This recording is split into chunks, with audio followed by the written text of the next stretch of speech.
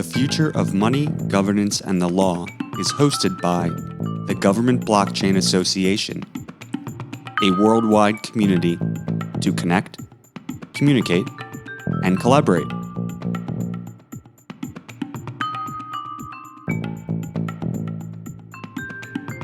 This show is produced by Podtex. To learn more and how to host your own show, go to www.podtex.com. Podtechs. Podtex, your partners in podcasting. Hello, my name is Gerard Daché. I'm the Executive Director of the Government Blockchain Association, and I'm thrilled to have Shiv Aggarwal with us today for our podcast. Shiv, welcome to the GBA podcast. Hi, Gerard. Thank you for having me. Listen, I'm excited about people to sort of hear your story. You and I have known each other now for I don't know, maybe about 2 years or so. But take a moment and tell the listeners your story about from the how you kind of got into blockchain. What did you do before, and how did you get to the place where you started getting involved in blockchain? Sure. So actually, I'm a technology entrepreneur with a focus on using technology to help humans, right? And I have been working in the technology space for past 15 years now. I have worked with global brands like Bank of America, Unilever, and likes. And so I have helped big corporates to basically to establish their IT strategy, roadmap, and then build their enterprise level solutions, right? And past in last few years I started my own consulting company, and it was more about basically providing help in niche technologies to basically to startups and to enterprises. And couple of years back, on back of the Bitcoin hype, right, and given I come from the technology space, I wanted to understand what this is all about. So obviously I can understand that there's a financial aspect, a huge financial aspect to that, but but I wanted to basically understand what this technology is all about, and whether it's just another fad or it's something which is going to revolutionize the world, like the internet did, the way we exchange ideas with each other now. So that is where my journey started. So I basically started reading about the industry. I started looking at the technology, and I basically felt connected to it with respect to the potential it has to change human lives, and the way we basically exchange value with each other, and that is how I got associated. So I've learned a lot about you over the last couple of years, and one of the things I've learned about you is you are somebody that really cares about people, right? And it's been evident in just the way I've seen you work and interact with others. Where does that come from? Tell us a little bit about your personal story, as opposed to your technology story, and what gave you this passion for people. Yeah. So if you think about this, so I come from a country like India, which is basically a developing country, and then for everything that you have to work really hard, right? It's not necessarily that everything is served on a silver platter. So that is where we have a very big focus on people, because see, people is the are the resources that we have. People are the basically the potential we have, and people are the opportunities that we have, right? So people, India is big on people, and I think that is where, and then we also have these big family values, and I think that is what is inculcated in me, and that is where I think wherever I go, I basically give personal relationship a bigger importance than anything else, and that is how I think in last 15 years or so I have built so many great relationships which basically really work well. And I think that is where, so who am I today is based on what connections or relationships I have built. But listen, that's a great segue into tell us your journey, because I've been able to watch how you've used your passion for people and organizing, and how you've been able to sort of knit communities together. So tell us a little bit about how'd you find out about GBA, and then today you're the European lead, right, for GBA all across Europe, and you're heavily involved in the India chapter, and you're helping us grow national chapters. And I mean, you've come from some guy who just sort of stuck his head in and said, "Hey, can I help?" to being a global leader in the Government Blockchain Association. So tell us your story.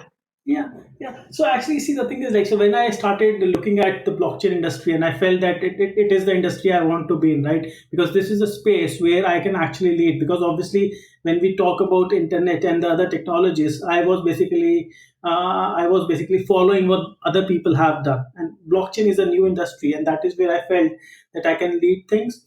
And also, it has the potential of basically improving human lives to the next level. And when I got into I got involved in the industry, I was looking for organizations or people whom with I can network and then basically do stuff together, to build value together, create value together. And that is where I came across GBA. And I think, see there are a lot of organizations across the world which are working in blockchain space. They have their own ways of working, and then they have their own value proposition.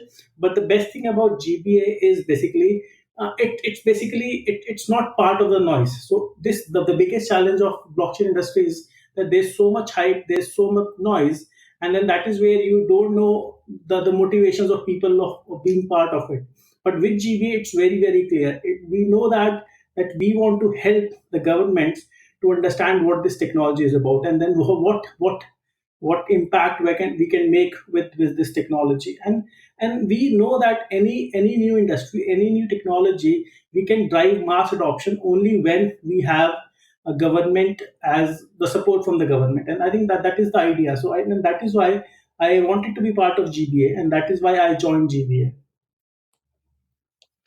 It's funny because I want to come back to sort of your journey, because you just talked about sort of the joining part, but I want to take a little sidebar for a second.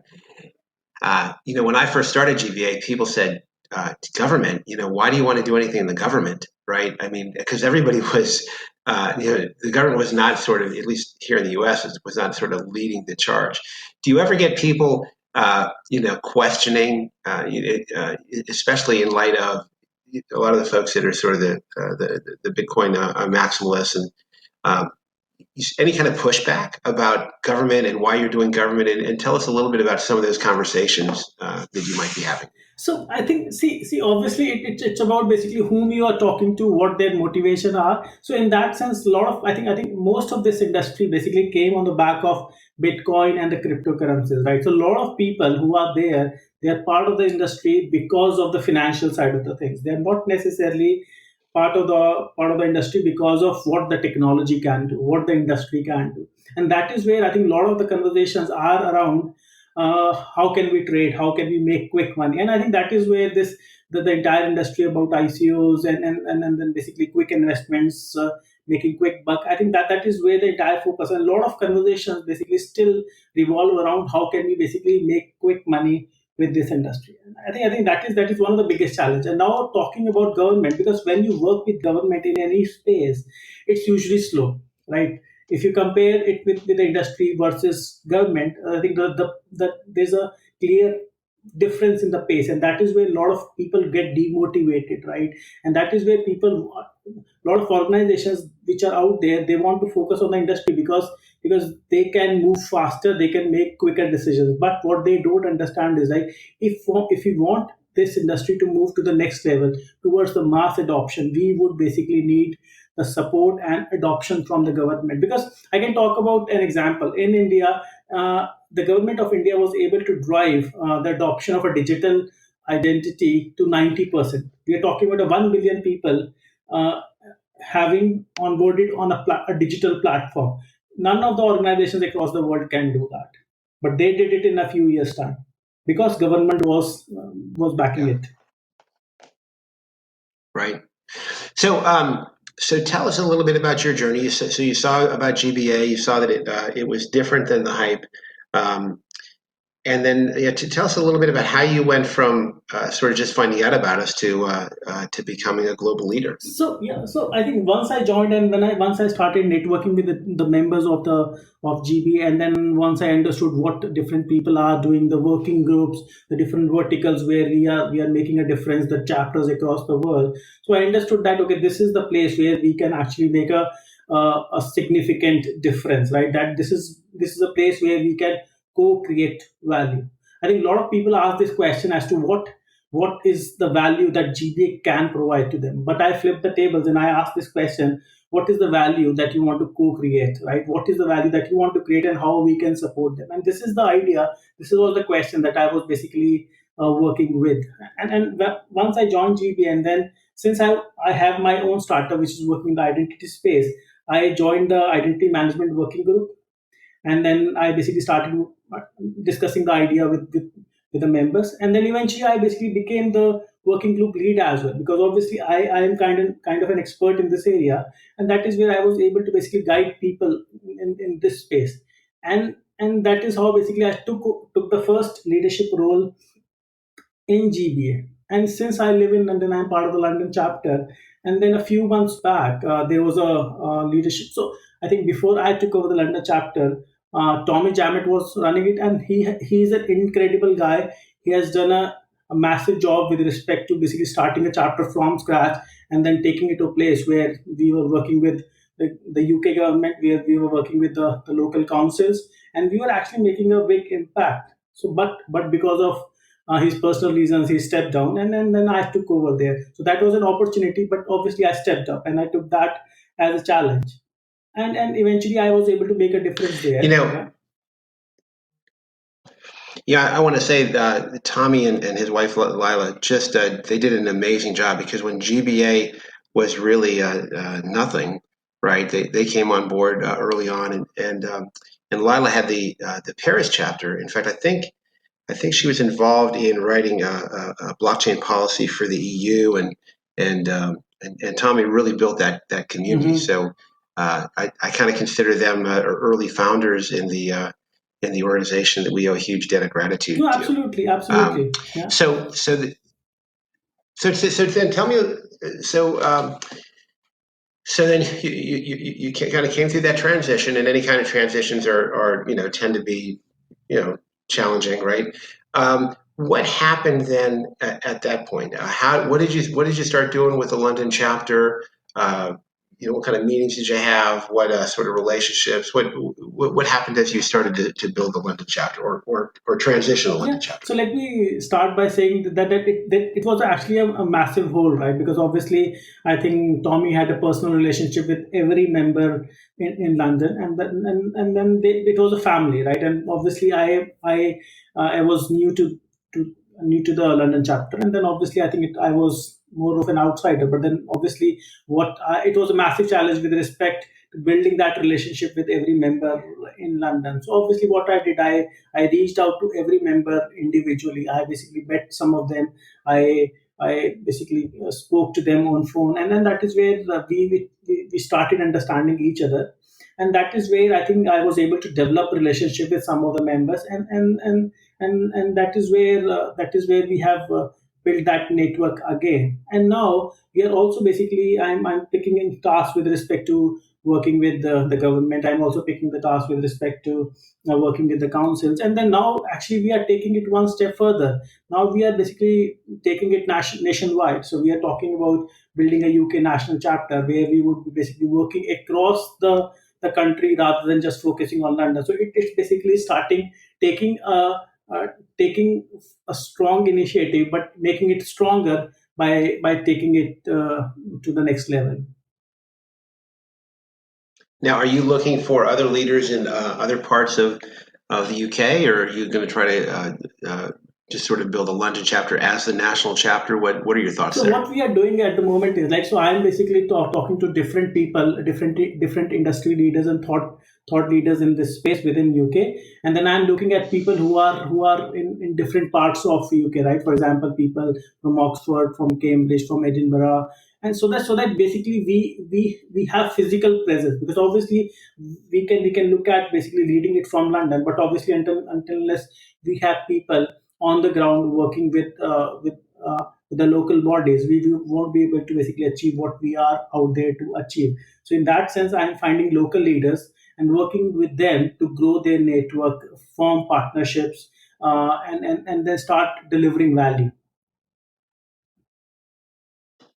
So, if somebody wanted to be involved in getting being a GBA leader in England, what are some of the kinds of things that you would see them doing, and and how do you see yourself sort of working to kind of build a UK-wide community? So, it's about, first of all, whether the biggest question is basically whether you believe in the blockchain industry or not, right? So, if you are already part of the industry, and then if you are basically trying to make a difference, and if you have the passion, I think that is what I'm looking for. And then people can reach out to me. We can always have a discussion with respect to what their ideas are, what type of value proposition they want to create, and then what is that they want to achieve working with us, right? So I think, and that is it all about. It's like how I joined GBA, worked with you, and then we created some value together, and then we are trying to grow this across the world. Same thing I'm expecting from newer people. So more than happy to basically have that conversation with whoever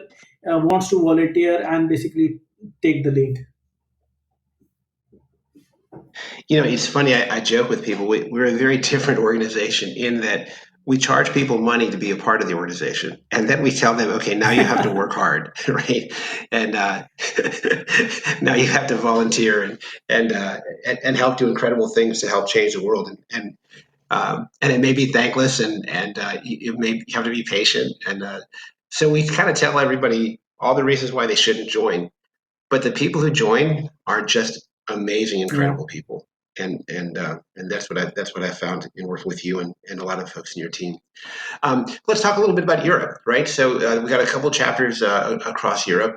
What's going on in terms of GBA in So there Europe? are actually more than 15 chapters in Europe, and we are actually growing. So which is really good, because now I think we have a good presence, and I think more or less, I think in the blockchain industry, in the technology industry, everybody knows GBA in Europe. There are different leaders working in different countries in Europe, and then they are working with the local bodies. They are working with the local governments, and then they are also working with the local blockchain organizations as well. So in that sense, every chapter is basically working as an organization in its own right, so basically to deliver a value which is right for that region. So it's like a global community. So basically we are a global community, but we have basically local presence with respect to adding value to that region. Obviously, but we also bring the global network. So the local chapter is supported by the global network that we have. One thing that is not really well known, we give free memberships to other associations, um, and the reason is, our constituency, the folks that we serve, are folks in government and also government contractors, folks in the private sector, right? Our mission is not to serve other associations, right? But we recognize that when we lock arms with other associations, and everybody has their own special niche, right? Our niche is blockchain and government. We're working with the accountant and lawyer association, and different associations have different niches. But when we work together, right, we can serve our communities better, right? So I'm always encouraging our chapters and our work group leads, by all means, work in cooperation with other associations, give them access to our tools and our resources, because we can then help each other do a No, much better absolutely, job. absolutely. We're members of Yeah, HIMSS. because Yeah, if you think about this, blockchain industry is yeah. a small industry as of now, right? As of today, if you look at, there are a handful of people who really believe in the industry, and I think, see, it's very important to work together, work collaboratively, because at the end of the day, our vision or mission is to basically further the blockchain industry, further the cause of this technology or this industry, to improve human lives, improve the way we deliver value, and then basically, obviously, bring more transparency to the table. So if we accept that fact, that if there are organizations who are actually working towards the same principle, then it's always better to basically join hands. And I think we truly believe in that. Yeah, absolutely. All right, so talk to us a little bit about India. I mean, India has been a great success story. You mentioned a little bit about the national chapters. Why don't you tell us a little bit about launching national chapters um, and specifically what's happening So in India? India is a very very exciting space, because obviously it's a country of 1.3 billion people, right? So it's a massive opportunity. And then with respect to blockchain industry also, obviously I think the government is slightly confused with respect to how to regulate the industry, and they have a different stand with respect to cryptocurrencies. But still, the blockchain industry in India is massive. Obviously, everybody knows that India has been supporting the IT industry with the outsourcing concept, and then it's millions of people are basically employed in that industry. And then blockchain industry is also working in a similar space where a lot of service providers are there who are basically supporting the global enterprises, the global startups working in the blockchain industry. And also, I think that the startup ecosystem is also very, very exciting these days. The government of India has so many initiatives like Digital India, Make in India, which are supporting basically the local innovation and the local talent. So in that sense, it's a very, very exciting space. Now coming to GBA in India, the India President Sharad Chandra, he's doing a really massive job and an amazing job with respect to spreading the word. I think in less than 1 year's time, he has basically spread GBA into more than 5 6 chapters now, and then also we just launched the national chapter there a couple of months back, and in last 2 months itself, we were basically able to forge relationships with the different organizations. We were able to forge relationships with the state governments, and we are also basically participating with respect to advising state governments with respect to policy making, with respect to doing pilots, POCs. So in that sense, I think we are making a very huge impact across India. Yeah, it's just amazing when we we look to see what's happened in such a short amount of time because you know, 2018 was the first full year that GBA Mhm. operated, right? I mean, we didn't even exist for the full year in 2017, right? The full calendar year. And when you look at the map and you look at all the chapters and the activities and the working groups, um, it's just kind of mind-boggling how this network has just kind of come together, right? And it's not it's a very decentralized, but it's very collaborative environment. It's just every day I open up LinkedIn and I see 1,000 views on a post that you do about something that's an event that you have in India, and everybody's so mutually supportive of one another. It's very humbling Yeah, to absolutely. see We should that. be proud of what we have achieved So in less than 2 years' time, and then we have basically established a network, established an ecosystem, which is about collaboration, which is about the industry, and I think that is what I'm proud of.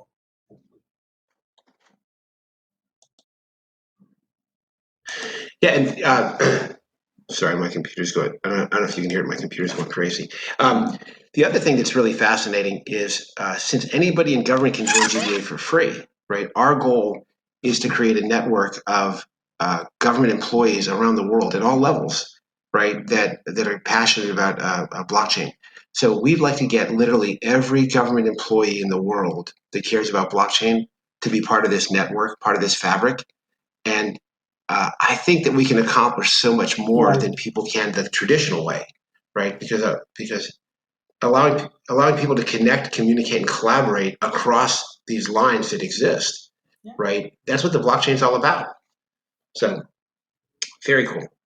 All right. So listen, let's talk about identity management because that was one of your early uh, uh, parts into GBA. What do you? Let's talk about blockchain and identity management in general first, right? Then we'll talk about specifically what you're doing. So how does blockchain Okay, impact so when we identity talk about management? identity, right, there's so many different kinds of identity that we as an individual have, right? There's so many physical identities which have been basically issued by governments.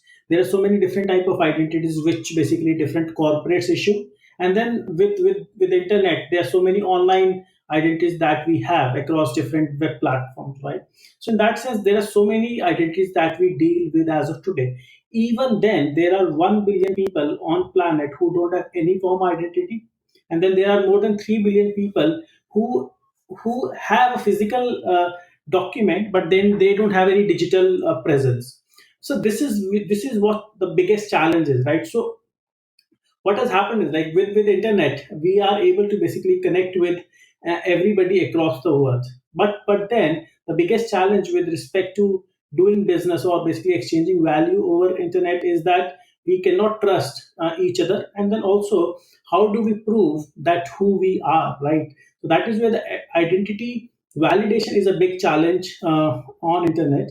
And also when we talk about identity thefts and frauds, so it's a massive problem.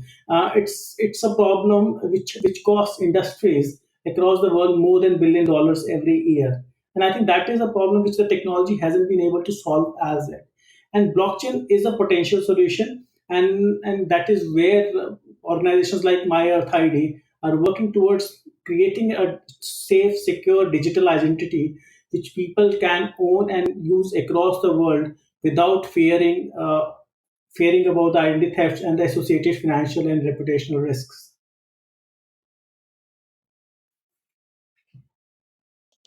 So one thing that I hear all the time is Yeah, I people can hear saying, you.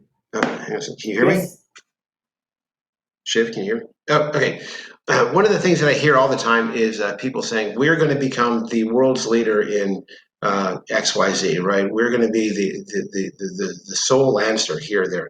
And one of the things about working groups is we allow all those people that are going to create the solution, we bring them together so that they can create the solution together. Talk to me a little bit about your ideas about how your working group with all the different players and members, how you can So I make can a give you a difference in small the example. identity So there space. was one initiative which was started in India. One of the state governments wanted to basically build a blockchain-based platform which can store some of the identity-related documents for them securely, right? And what happened was so basically the local chapter they approached the identity management group because we have the expertise, and together with together with the members of the working group, we were able to basically support the chapter to work with to work with the state government and basically provide the right support, right advice with respect to how blockchain can solve their problem, right? So in that sense, when we talk about working groups, it's about basically a group of people who have the right expertise in a specific area. Same applies for the identity management working group. So whenever we feel there's a need to provide expertise, thought leadership, and knowledge with respect to identity management, that is where we reach out to our working group. And also we look at basically releasing some documentation with respect to the thought leadership in sense of how this industry should be shaped with respect to blockchain, the usage of blockchain to improve the solution. So what are you doing? I know you have your company, right? That's in the identity space. What are you Yeah, guys so doing I'm specifically working in the identity on space? MyEarth.Id, which is a basically an identity startup, and we are looking at building a self-sovereign identity platform to provide a digital identity to every human being on planet.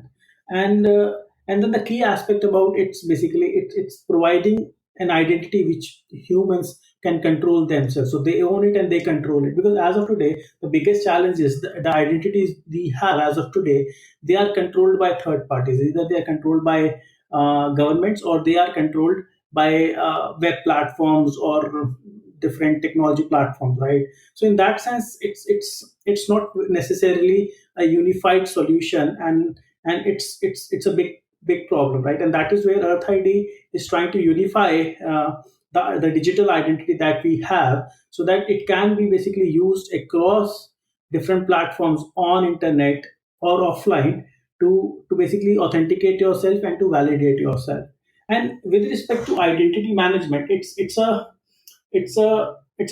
multi-billion-dollar industry where organizations are losing money with respect to how they store the information and then basically how they manage the information.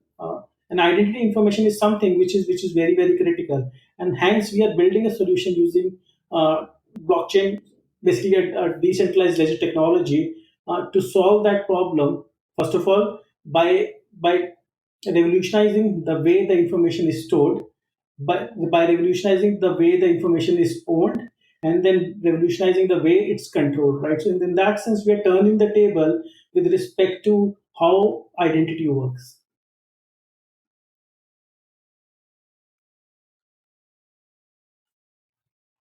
Wow, that's awesome. So you spent a lot of time in this space. What I'm sure you've heard a lot of sort of criticism and pushback about using blockchain in the identity space. Are there what's the downside, right? I mean, do people come to you and tell you sort of these horror stories about using blockchain? What's the or resistance? What's the So I downside think or I the think as resistance of that we now, a lot of potentially people face? don't even understand what problem blockchain can solve, right? And I think that is where a lot of people, whenever we start talking about a platform which is basically going to provide you an identity or basically kind of take your information and do something for you, so they always feel that okay, their information is being taken away, and that is where I think what we try to make them understand is like with blockchain, we are trying to solve the problem of trust. It's about traceability, it's about transparency, it's about provenance with respect to your information. So we are basically using the blockchain technology, using the decentralized ledger technology. We are putting you back in the control, right? So this is the biggest question that people don't understand. Secondly, it's obviously I think this industry is still relatively new, young, right? And then the technology solutions that are out there, the blockchain platform, they're still relatively new. So with respect to, I think any platform which can basically take care of millions or billions of users, I think that is yet to come, and I think that is one of the massive problems that we have, or people are worried about. Basically, how would a solution scale when we are talking about a global market? But then obviously there are now platforms who are in fourth or fifth generation. We're talking about millions of transactions supporting enterprise grade solutions. So I think the industry is maturing. It needs some more time, but obviously I think we are in a space where we can start making difference to spaces like identity.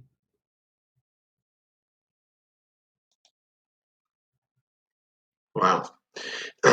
Wow.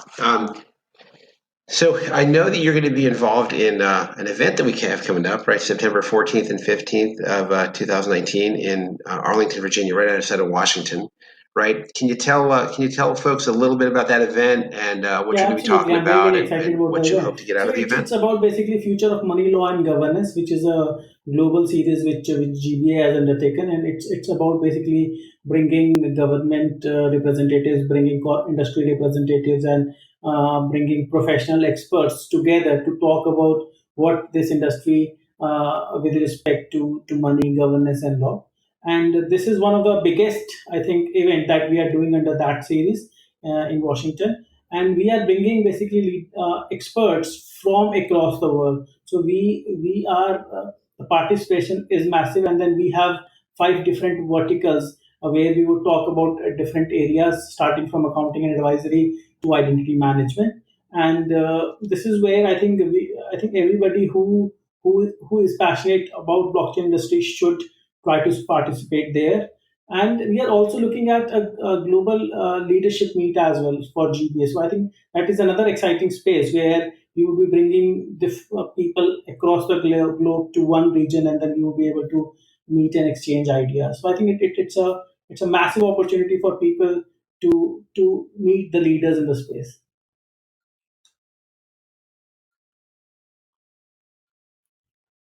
And we're going to have folks there from the U.S. House, the Senate, FBI. We're going to have the Securities Exchange Commission. Who else is going to be there?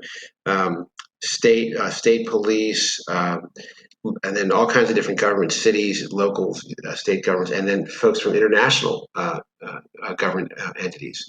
So it's going to, and then on top of that, we have the all kinds of small companies and big companies. IBM's going to be there, Deloitte's going to be there, um, just a whole, and then blockchain specialty companies, right? Like the Blockchain Intelligence Group out of Canada. They do data analytics in the blockchain. It's going to be just an incredible event, and I'm so excited that you're going to be able to talk about identity because that's Yeah, something that absolutely, really absolutely. I'm impacts very excited about it. every use case. So that's awesome.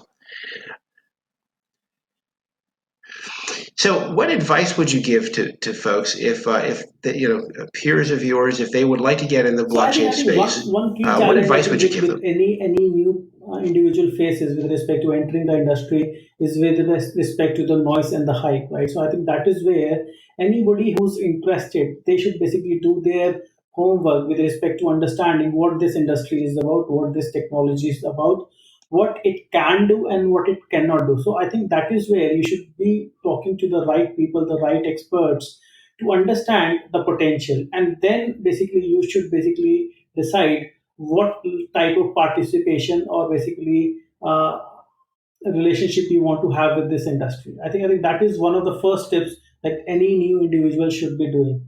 And then there are so many good organizations like GBA, depending on what your focus is, and then you should basically join one of them. So it's about getting access to a network, a global network of experts from across industries and governments. So that basically you would be able to get guidance from the experts who have been in this industry for years, and then they understand different aspects, different challenges. So I think this is the right way of starting your journey with this industry.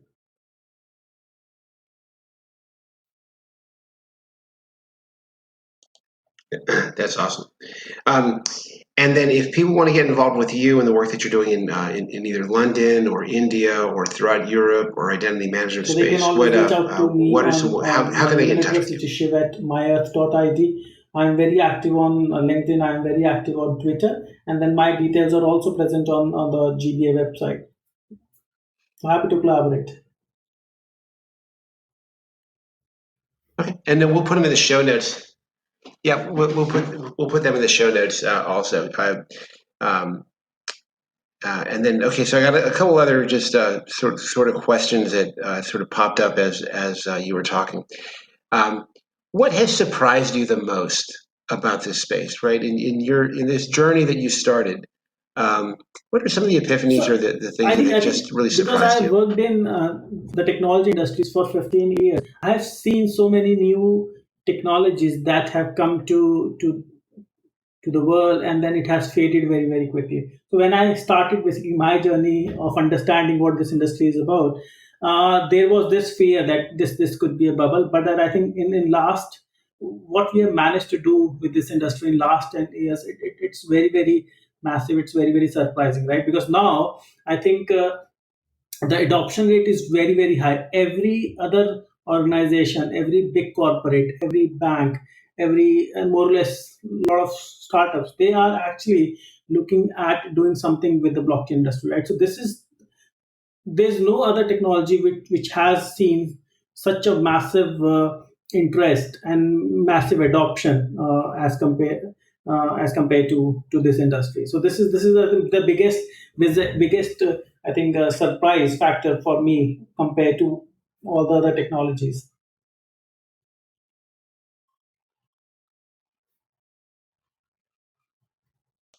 Shiv, I have to tell you that the thing that really sort of surprised me was we started really building GBA during the crash, right? So when the cryptocurrency prices were crashing, and if you think of the Gartner hype cycle, right?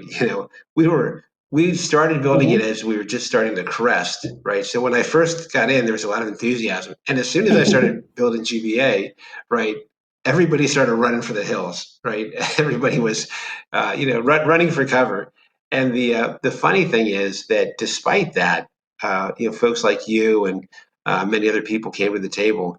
And if we could build this kind of an organization, right, when everybody else was running away, then I'm just really excited to see what the future is. So, what's your predictions as we look forward as an industry, as So our I'm very, very association, as a confident community? What about what are some of your the predictions, or what do you industry see in the and future? GBA. So we are going from strength to strength.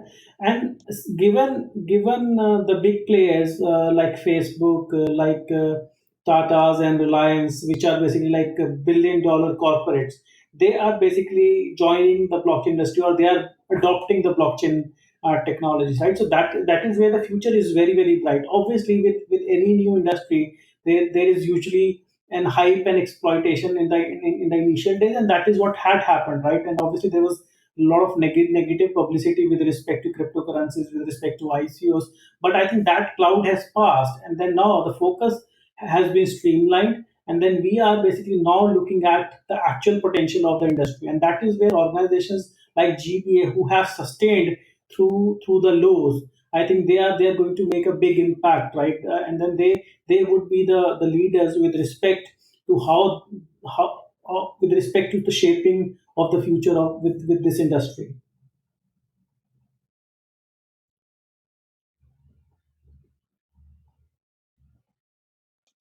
Yeah. I couldn't agree more. And I love the topic, the future of money governance and the law, because this technology is really about the peer-to-peer movement of value, right? And that underpins literally everything in our society and the intersection between society and government. So I think we're gonna brand this as a as an event. I think we're gonna do it at least 2 or 3 times a year. And I don't want to put you on the Mhm. spot, but this may be listened to by millions of people, right? And I'm saying that a little bit tongue in cheek, but who knows? But what do you think about doing a future of money governance and law potentially in India or in London? Maybe we do it every four So that's an months, right? absolutely great idea. One in And then I US, can one in already Europe, tell and one you in that we India or are something. already planning to do one event in London this year. I don't have a specific date because of the the B word which is happening, because of which it's a bit difficult to do something of that scale with the government at the moment. But yes, we would do something within this year. Talking about India, we are already planning an event in November with the state government. So basically, the key representatives from a state would participate, and then I think we would announce that very soon. And I think I'm traveling to India in November actually, and then that is when we would be doing an event in India as well. So I think we would share that news very soon.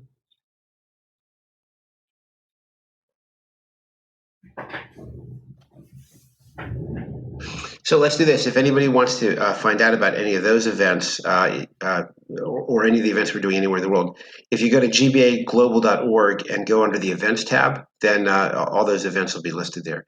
Shiv, it was absolutely a pleasure talking to you. I love every time we get a chance to talk. And again, I'm so grateful for your Yeah, it's a contribution pleasure talking to you as well, and thank to you what very we're much. doing. And See I'm you very excited to very see soon what in the future September. holds for us. Thank you. All right. Yep. See you in September. Bye-bye. The Future of Money Governance and the Law is brought to you by the Government Blockchain Association, or GBA. The podcast brings together leaders in the public and private sector to discuss how government and industry can work together. We talk about how to enhance the integrity of our institutions and the quality of life for the people they serve.